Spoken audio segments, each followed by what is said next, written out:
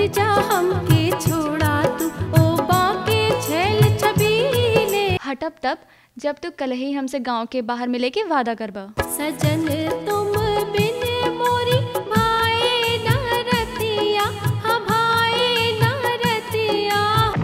ए हमार चिच्चोर, ए हमार आगरा का पेठा। का तू अपने कमल के इतना नालायक समझे बाड़ा हाँ? कि तोहरे पे कर्जा लाद के हम शहर में मौज मस्ती करब। तोहर बाबूजी ना कहीं जब केहू के विदा कइल जाला त तनी हंस के विदा कइल जाला।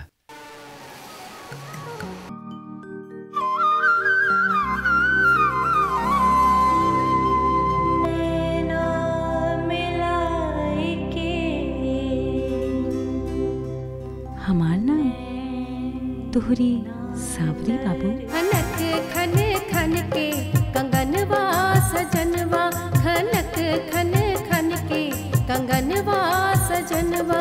न चला गोरी ऐसे मचल जाल मनवा।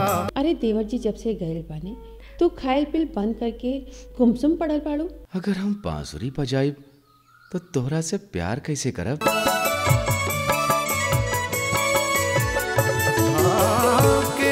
हमार गोरी ऐसे न बोला, हमर जिंदगिया के संग आके होला।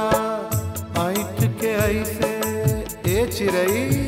जब से हम शहर में आइल बानी तब से हमके सावरी से प्यार हो गइल बा। तू जात बाड़ा बाबू। हट जा हमके छोड़ा तू ओ बाके छैल छबीले। हट जा हमके छोड़ा तू ओ बाके छैल छबीले। नाहि छुए पैबा तू, नाहि छुए पैबा तू हमरे बदन रसीले।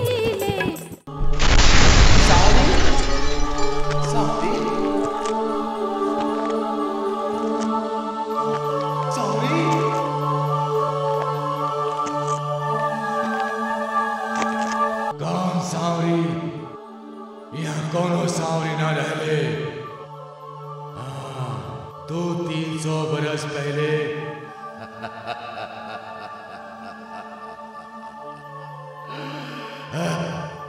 यहाँ एगो राजा साहब। आजा गोरी आजा मौसम रंगीन बा। आजा गोरी आजा मौसम रंगीन बा। आवा गोरी तो होके मनवा पुकारे। आवा गोरी तो होके मनवा पुकारे। हम ना ही चाहत बानी बाबू कि हमरी वजह से तू परेशानी में पड़ा।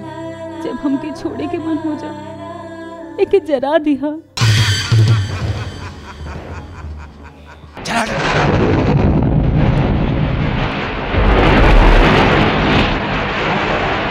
पापी आज हम रहब या रहबे ते। बही गईल पुरवा बेअरिया हो देहिया झनझनाइल। बही गईल पुरवा बेअरिया हो देहिया झनझनाइल।